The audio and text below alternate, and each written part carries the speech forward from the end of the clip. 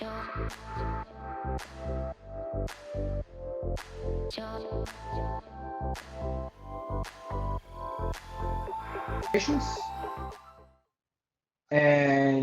we are going to start with the casual part of the program until my colleagues are back with final verdicts. So, okay, welcome. Before we kick off, the conversation we're going to have is from adversity to success. So this is, I think, the perfect occasion to hear from the founders and CEOs of successful startups talking about the obstacles that they can basically encounter during their career, how they can overcome them, and what has been learned in the process. What the latest crisis have shown us, is a perfect example of anti-fragility. The concept that you all probably are familiar with. If you're not, the concept is that all things, they don't not only gain from chaos, but needed to survive and flourish. So everything that hits them and they survive and makes them stronger. So what we're going to ask ourselves a little bit is what types of startups or enterprises can withstand these difficulties, and how they can absorb the applied pressure and transform it basically in energy to grow and be successful. So this is what we're going to do today together with our guests. We'll be exploring cases and sharing experiences on how exactly, you should maneuver through disorder and chaos and, hurt that basically is going to lead you to success. So today we have an amazing, diverse group of people, and I want all of you to reward them with a virtual applause. You can applause in your homes. Welcome Neeraj Khandelwal from CoinDCXPrashanth, Balasubramanian from LastbitVivek, Prakash from BrowserStack and HackerEarth, and Kartik, Mandaville from Springworks. I really hope I didn't butcher your names and I pronounced it properly. I'm usually very, very bad at names, so it took a lot of concentration for me. So welcome everyone. Thank you once again for joining us. Let's kick off with an interesting question. So the concept of anti-fragility is very interesting. There's an old saying, what doesn't kill you makes you stronger. But is this really the case? Do you have personal experiences that can attest or disprove any of that? Any of you is welcome on the stage. You can basically kick it off.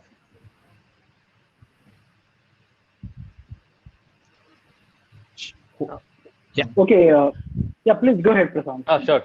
It's I wouldn't say it's anti-fragility, but it's like one of the stories that we had while we were building our startup, and essentially so.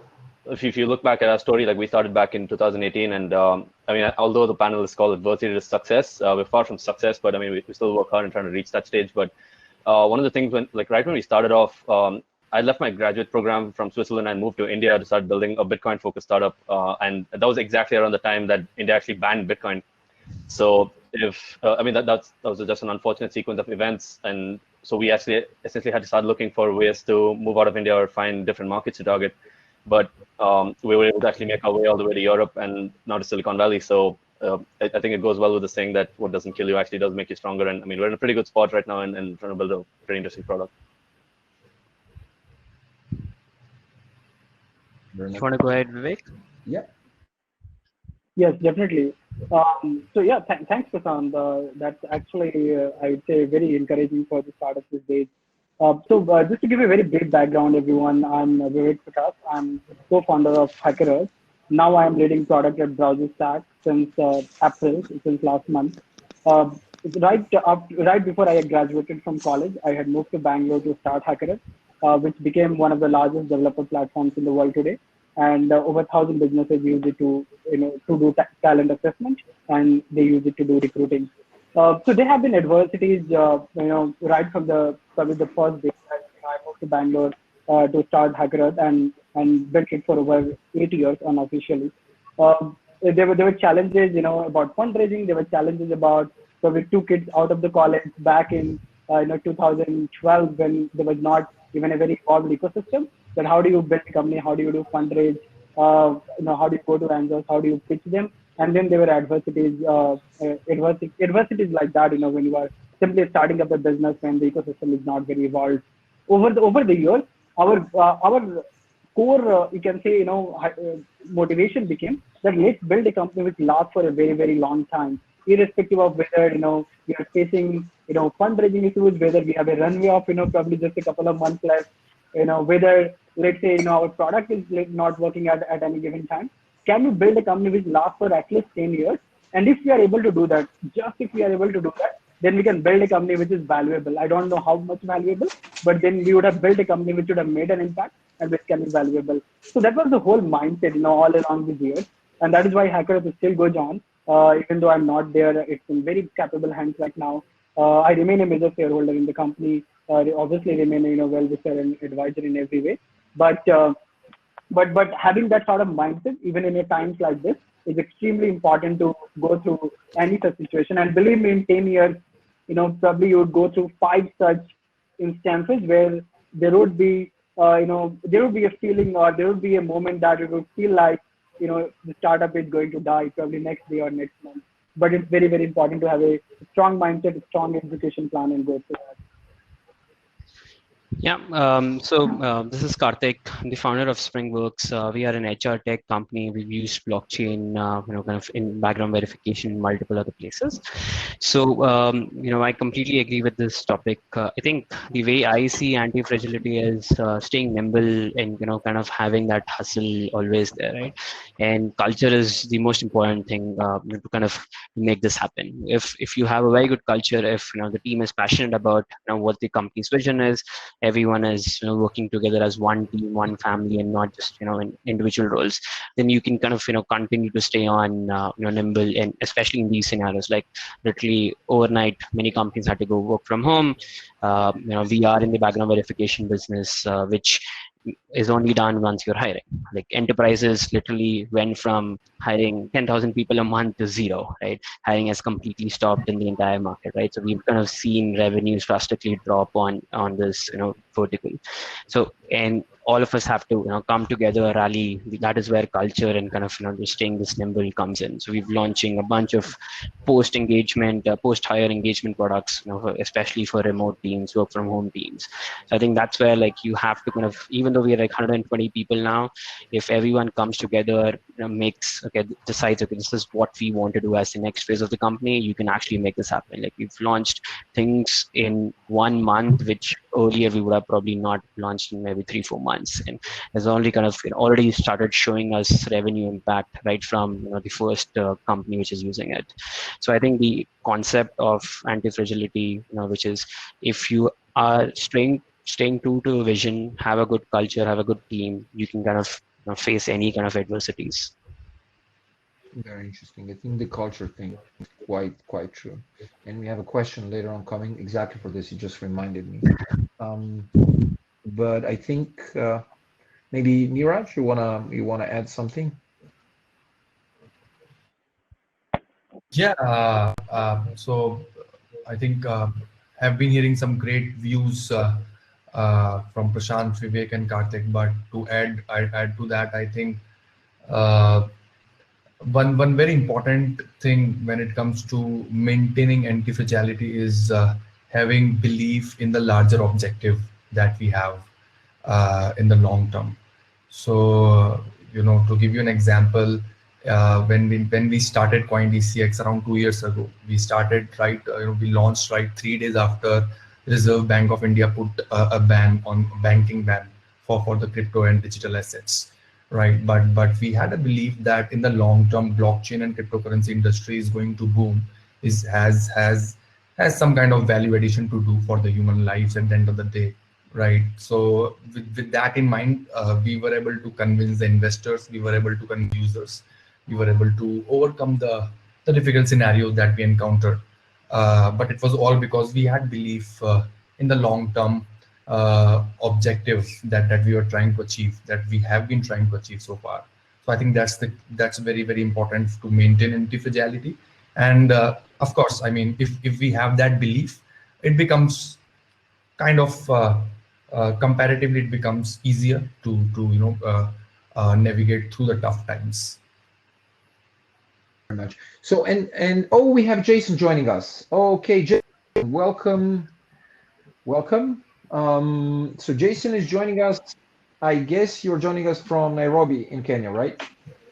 Nairobi, Kenya represented here. Okay, very cool. So glad to have you back. Let me loop you in a little bit. So the topic is anti-fragility, or whatever doesn't kill you, better start running. And the question that I want to have to you is, so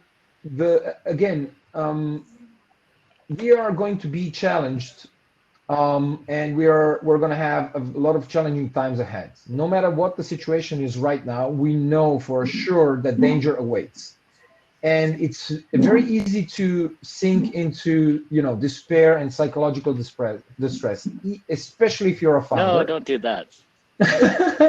How do you stay sane as a founder? Like, how do you keep your cool? How do you wake up every morning and drive through the adversity and danger? I want to hear that from all of you, but let's start from you. Oh, that's really easy. I just think about what the alternative is, because right now I'm building my dream. And if you ask me where else I should be or what else I should be doing, the answer is absolutely nowhere else, doing nothing else. And so when I think about the hard times, I think about the alternative is having to go and get a job somewhere for somebody. And that doesn't sound like a very attractive alternative. So you're building what you're dreaming of, the thing that you've been dreaming for years, that you've been scheming, putting pieces together, that alone, that momentum, that excitement that you're actually pursuing something that you've built and that you've dreamt of. I think that's one of the biggest pieces, coming back to the anti-fragility conversation. And there's a few ways that I think we kind of support that. One is a strong team, right? We have a saying here. I'll give you lots of quotes and proverbs probably, but we have a saying here that says, if you want to go fast, go alone. If you want to go far, go together. The stronger a group is, the bigger a group is, the kind of stronger you can become, and you can lean on each other. That's a huge piece of it. There's also a massive element of trying to weaponize your values, I think. When times are tough, when deals are going wrong, you can kind of fall back on your values. And I used to think that maybe my values were such that I was too soft to go into business and to make it in the cutthroat business world, that this was a liability. And at some point, I think I realized that actually your values can be your comparative advantage. It's not just about the business that you choose to build, but how you choose to build the business and the way you build it. And I think that ends up building a much more durable business when you're actually additive to the entire ecosystem, when every stakeholder that's involved with you is benefiting from working with you. When you fall on a hard time, actually all the suppliers, all your clients are there to help pick you up. We had a client the other day, heard we had some cash flow problem because of COVID. They decided to give us a year subscription up front for $50,000 to see us through. You build strong relationships and you can weather anything. Maybe that's the first point I'd like to make, I guess. Interesting. Anyone else wants to add a comment or two? By the way, I'm Jason, the CEO of Utu, based here, the first Starfleet One. Hey, nice to meet you, man. That was a good answer. So I'll chip in here about the founder mentality. Honestly, like this is actually a lot more relevant now that I've been working from home, and you actually have these 12, 13-hour work days, and you still stuck in the same spot.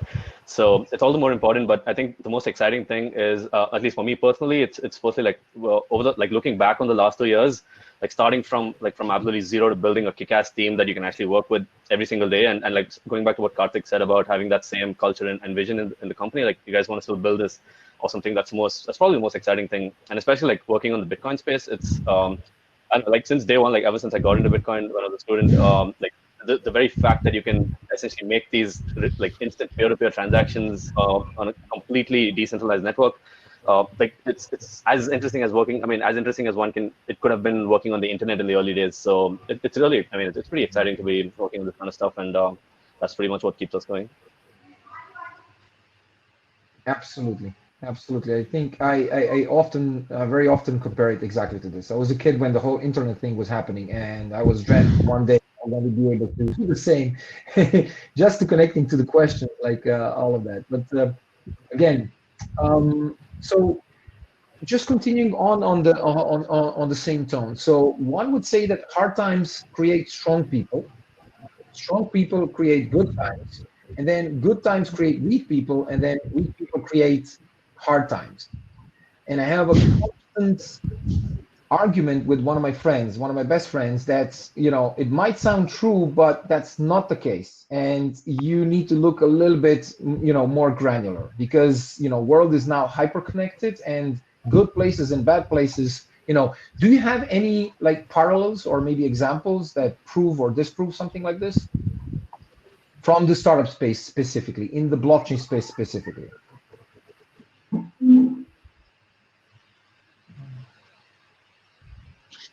I think blockchain space hasn't seen many. It's still very new. I guess it's only been 10 years. Yeah, definitely in the startup space, we have seen companies come out way stronger into 2000 burst in 2008, right? Like Airbnb is an example. It's probably not doing that well now, but it definitely, that was when it kind of, was heads down, started working on their product, whatnot. 2000 is when Google, Yahoo, all of these companies were, had kind of started. Obviously, they all went through that .com burst. I think specifically in the startup, in the blockchain space, I think it's still very early to kind of call any company a success. Probably Coinbase is the one, success which has kind of started when, a lot of people in this, I guess conference and in the world did not even know what a Bitcoin is, right? So they went through all the initial struggles, the legal aspect of it, the security, technology, whatnot.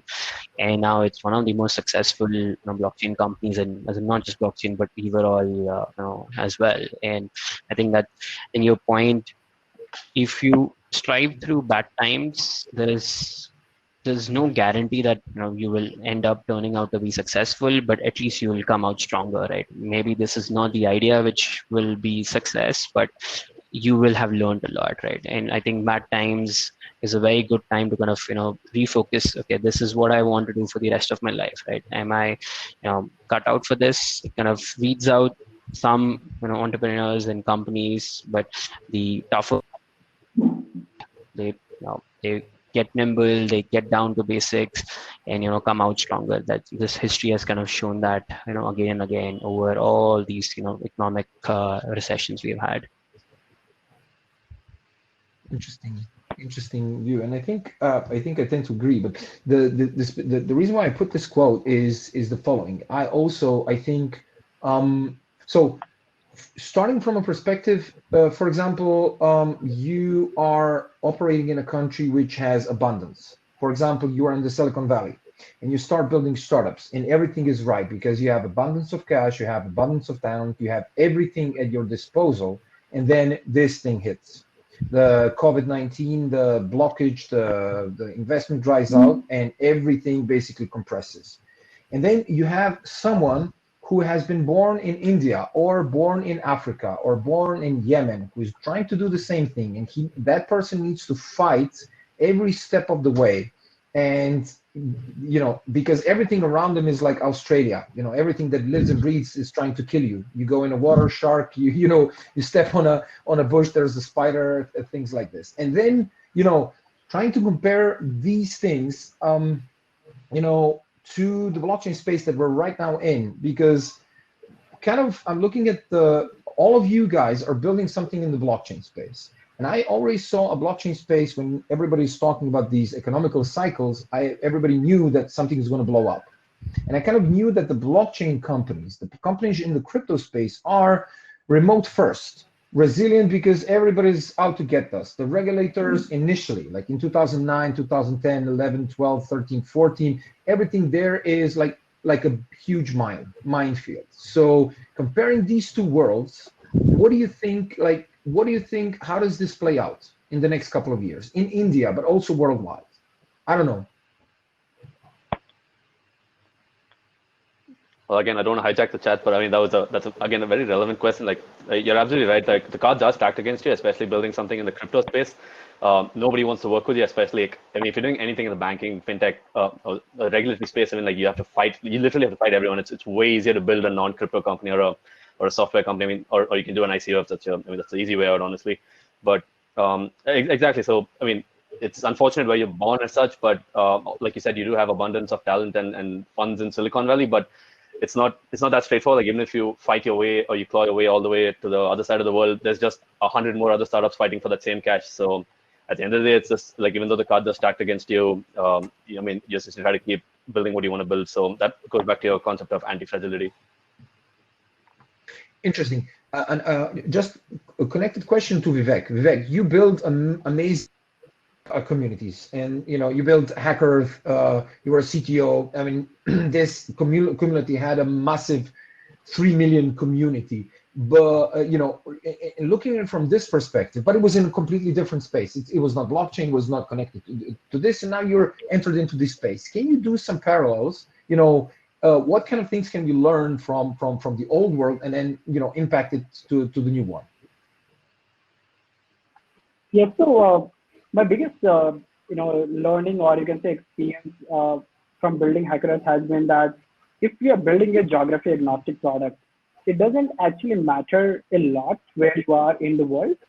Yes, a few things have to basically satisfy the criteria. There has to be enough talent available so that you can build a team. There have to be enough funds available if you are planning to raise funds, or the ecosystem has to need to have enough depth that people understand the company that you're basically building, and they can invest in that category of the company. If given those two criteria, I would suggest, like if I have to probably go back and change, I would not change anything. Speaking purely from the perspective of being in India and being in Bangalore, it actually turned out to be a blessing in disguise. We were able to keep the engineering cost low, and at the same time, we were able to reach out to users all over the world. We were able to keep the operational cost low, and at the same time, we were able to sell all over the world. And that actually is something that we are seeing happening much faster in companies being built out of India. To be very honest, where companies are being built here to keep the cost low, but we are basically selling everywhere, and in some cases even setting up offices in Europe and US if we have market to geography. So today HackerEarth has close to actually over 4 million users now, and if we are able to build a product in any domain, obviously if it's a community product where there can be a very strong adoption within the first 50 to 100,000 users, if they really like it, if they really love it, if the NPS of those first 50,000 users is really high, then it becomes much easier after that, irrespective of what category of company or what sort of community that we are building, and it basically applies to all the communities. Whether it's a community about crypto, whether it's a community about blockchain, whether it's community about sharing images, whether it's a community about sharing posts about each other, or sharing or it's about developers where they're solving problems, they are engaging with each other, they're competing with each other like on HackerEarth. The core principle remains the same, that can we build something which they really like doing, which can also probably help them grow up in their career, or which can really in some cases meet the sort of gratification that they are looking for in any sort of community, where it becomes very powerful. And if today if anyone is thinking of building a community, I would say there has never been a better time. More and more people are getting on internet. We are already hearing of some stories about a few apps coming up, which allow you to basically get on calls and chat with each other and get connected with each other.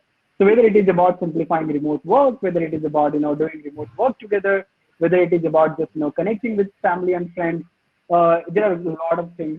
There are a lot of such communities as well as applications that are going to be built, and whoever builds it, probably quickly and in a way which is liked by the users which are looking for it, they are the ones who will certainly have a lot of early adopters. And I would just say that there could never have been a better time than this. The best time is now. Thank you very much. So I think you touched a very important point, and I want to transform it into a question for all of you. Trying to answer shortly. So if you could choose, you're building a startup right now. If you could choose, and this is 2020, and what's going to happen, when they open up, when things open up, 2020 and 2021 is going to be very, very let's say, challenging. If you could choose, if you could have abundance of financial capital, so let's say fundraising and everything that you have, or if you could have abundance of human capital, meaning that you have the best team that you could even think of, what would you choose, each and every one of you, and why would be the reason to select that? Maybe you can start. Maybe we can start from you, Jason. You're coming from Africa, or you're writing from Africa. I don't think Africa has a good financial situation, but I know that you have a very good people situation.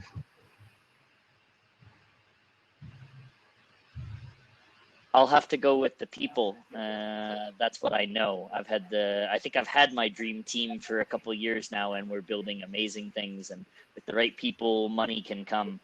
You can't buy passion though, and you have to find the people that have that passion. So yeah, I'll definitely go with the people over them. But the nice thing is we're actually raising money, so I guess I don't even have to choose. We have the people, so if you're investing, you can actually come and bring them. Then we'll have both pieces. But otherwise, the right talent can take you a lot further than any amount of capital. I've seen huge sums of money blown. I saw $2 million turned into $15,000 of sales a couple years ago by a European e-commerce trying to come to Kenya. That was a pretty epic failure. Lots of money, probably the wrong people leading. Thank you very much, Jason. Maybe someone from you, Prashant? All right, sure. People or money? I resonate a lot with what Jason said. I would pick the people as well. But it really depends on what kind of fund, what kind of money it is. If it's sound money, as in, is it government issued money or is it Bitcoin? But in either case, yeah, you can't really do much with money when you don't have a kick-ass team. So I think putting together a dream team is something that's way more valuable. Does anybody have a different opinion? Like, give me the money, I'll to people because I'm so good. The people want to work for me. I don't think it's a very difficult choice, Luca, because we go after the capital, with the end goal of building a team most of the times, right? We pay to build some good teams, right? Have some very bright kind of people into the team, especially in the technology startups where human resources, these are not very capital intensive startups, right? In the technology, normally. The capital is just the human capital. So we typically raise the money to build the team. But if we get the team directly, then what's the need of raising the money?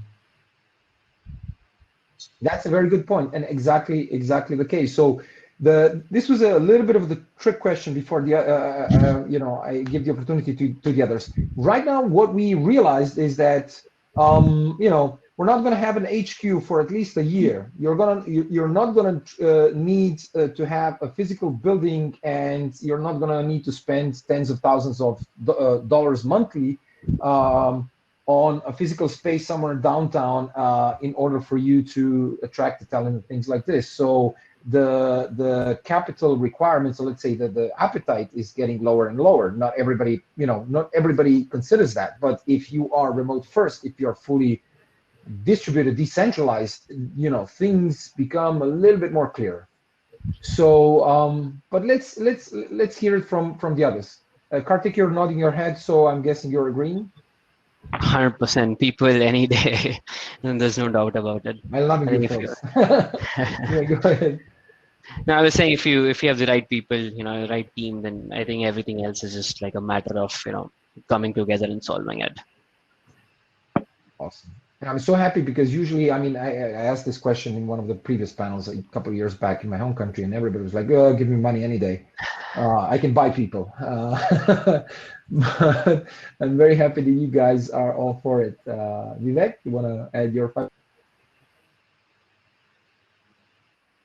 I would, it's a combination of everything. If I'm being very pragmatic here, first, I need a problem, a large enough problem or a very impactful problem. I need people. I would obviously need money, and I'm being very pragmatic here that I would need all of them to start up, and it's not that any of this is extremely hard. If someone gets their head to it, That is what basically a starting up requires. In some cases, it could be just two people, convincing each other, becoming co-founders, being, who would be willing to bet their life on the problem, and then working together for a year, building a prototype, coming up with, something which could be sold to customers, raising money, and building the team. So it basically takes everything, and I wouldn't probably pick one over the other, to be very honest. And I'm being very pragmatic. That's why it's such an interesting question. But thank you for your ad. So before we wrap up, and we have a couple of questions, really interesting ones in the chat. But I want to ask you. So you're right now operating for a while, and you have some experience in building, raising startups. So do you have any practical tips for all this young women and men trying to build it in difficult times? Like a sentence or two, what would you say to them? What do they, what should they do, or what should they avoid? Yeah, I would say. Okay, I will probably. Yeah, I would say, focus on people, build a very strong culture. And, in these times, especially when fundraising is hard, getting revenue is hard, the best thing you can do is build a stellar team. And that's actually the easiest thing to do now, because people are out of jobs, people want to switch, they want to try something new. Talent is available for a cheaper cost than ever, in our lifetime. So build a strong team, and then, kind of work, have like a strong team which works together, all adversities, whatever comes, in the future. Thank you very much. Who wants to go next? So I will go. Yeah, I will go next. So if the question is, primarily regarding, how do we do fundraising in a time like this, or how do I survive? My first advice would be that, try to keep your costs as low as possible, or at least, do not increase the cost, particularly in a situation like that, unless, you have enough cash in the bank and, you can really afford to operate with the scenario that the world is going to look like this for the next 12 months. And the world, in a lot of cases, will probably, in a lot of industries, it will actually change forever. There is a very famous saying that when fishermen don't go to the sea, they repair their nets. And that is what, you have to do. Do whatever it takes to, make the business efficient, to, make the product as good as possible, to speak to your customers, get on a call with, even if you have like 5 customers, 10 customers, 100, doesn't matter. Get on a call with all of them if you can. Try to understand what they are going through. Try to understand, whether they will be your customers in the next 6 months or not. They may be going through a very similar, situation, and that will give you a lot of idea that what you can expect from the business. Just do not look at metrics and numbers and charts and increase in revenue or decrease in revenue. Call your customers and speak to them. So the first is, being very, very frugal. Operate with the principle that this is the way it is going to be. Keep your costs as low as possible. Speak to your customers. Invest in your business to make it as efficient as possible. So that, probably with the same team, look at, can you increase the productivity? Even if you're just 2 people, 5 people, 10 people, doesn't matter. Can you do more, out of the same team that you have? And at the same time, keep reaching out to investors. If you are seeing any of your metrics, which is in a positive direction. So I have, obviously a few investors and advisors and mentors that I was speaking to. And right now, out of all the companies that exist, there are only about 20% companies which have been not affected by the entire COVID situation. So if you are one of those companies, even if you're just starting up, if you are not seeing a decline in any of your metrics, whether it is, revenue or engagement or any of those, even if it is just constant, reach out to your investors and tell them that, it has not gone down, and they would be happy to even know that. They would be happy to hear that. So reach out to a few investors, get on a call with them, make a very solid presentation. Obviously, closing any sort of fundraise completely online is much harder, has not usually happened before. Everybody has preferred to, meet in person, get to know each other, understand each other, and then invest. But even investors are coming on terms with that. they also have a business to run, and their business is to invest. If they don't invest, they are not going to look good to their partners, to be very honest. So everybody is adapting to it, and so be confident and just reach out to them. That would be my final advice. Right. Well, from Ben, sorry, go go ahead. Go ahead, Neeraj. I don't know. Okay, cool. I'll go for it. So yeah, so I think Kartik and Vivek like perfectly covered the two other aspects, like building a really strong culture and staying as lean as possible.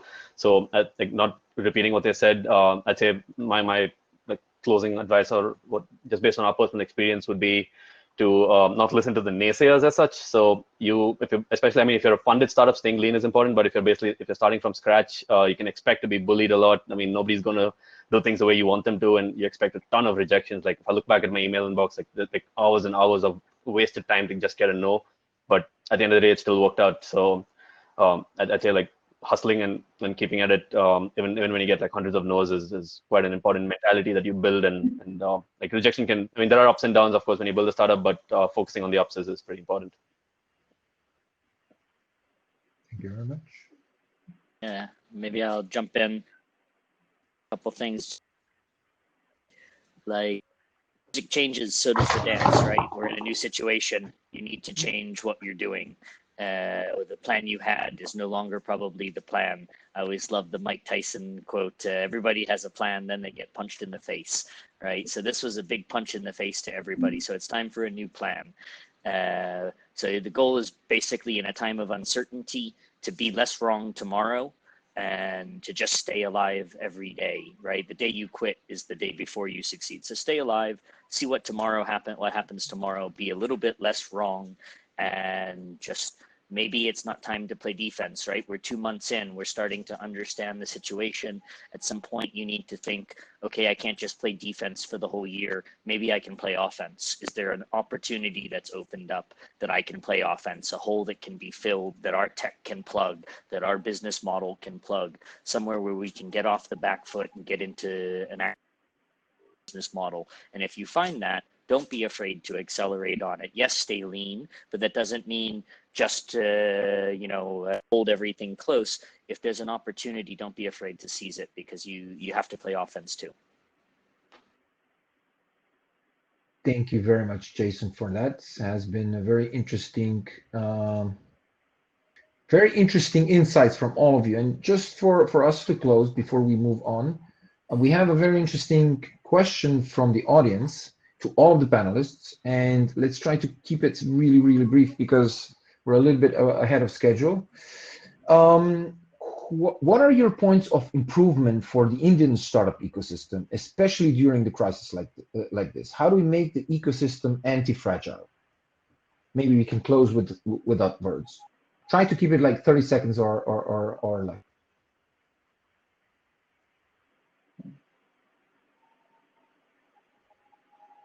Anybody want to take this one? I'm definitely out for this one.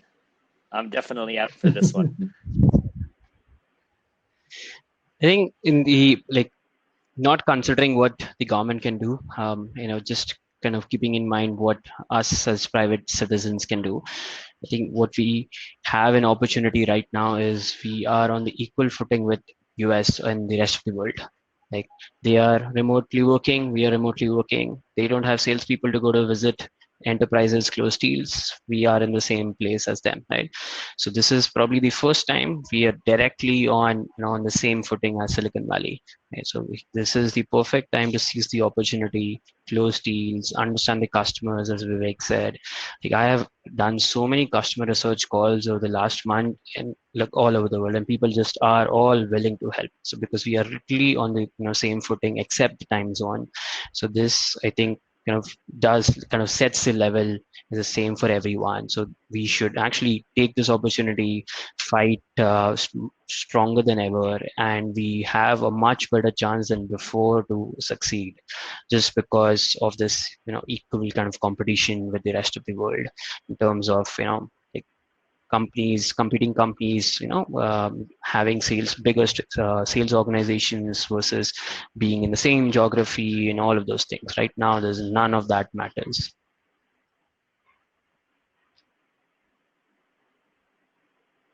Okay.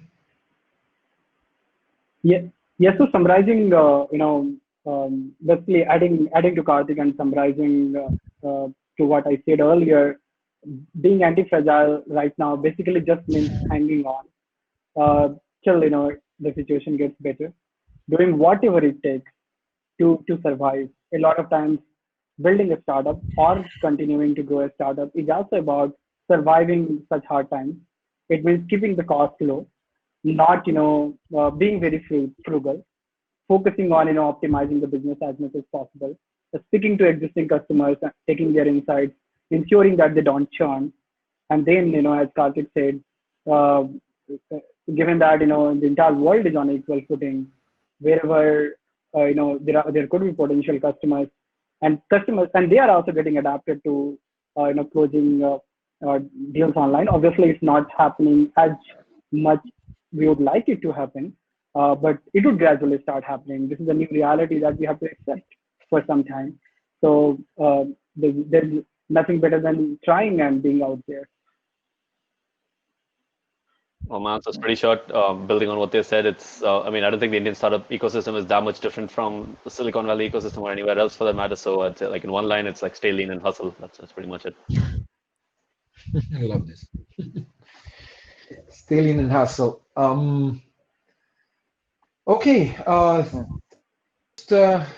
Have been notified that I used all of our time for this panel. I want to thank all of you for joining us. Thank you for giving us your insights, and I'm very sorry for the slight delay initially.